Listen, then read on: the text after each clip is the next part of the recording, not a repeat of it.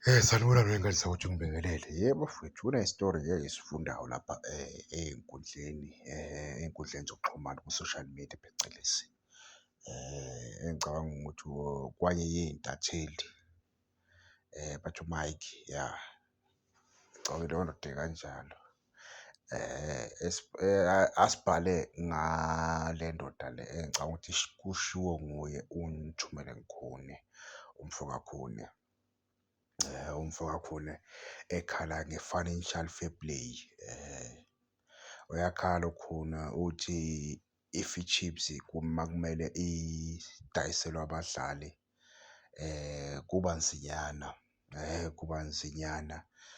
Ama-team egcina ayidablisha leyo mali leyo i-player elisuke liyiyona, phecelezi i-team noma umdlali mayibiza imali engango-3 million mase kuthiwa ufunwa i-Chiefs, kungenzeka egcina lowo mdlali loyo esefika ko-9 to 10 million, yabo. Into akhala ngayo-ke ukhuna ukuthi ku-P_S_L okungcono akwenziwe lento ekuthiwa i-financial fair play, ukuze wonke umuntu noma wonke ama-team azogculiseka, yabo, ngokusayina.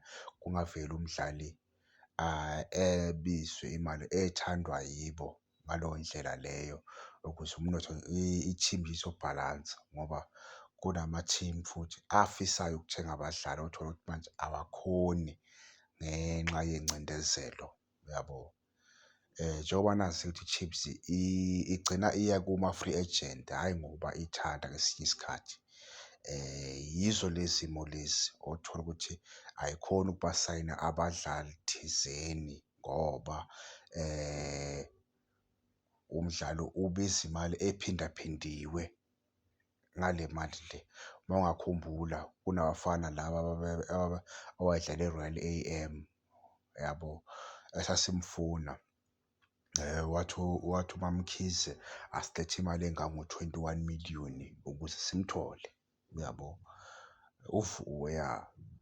So cabanga-ke uzothenga umdlali ongeyilutho ngalowo mali leya futhi azange enza lutho. Ulutswalo, yawu-Victor Lutswalo wathi akulethwe imali engango-21 million ukuze sikhone ukumthola siyi-Kaizer Chiefs, yabo.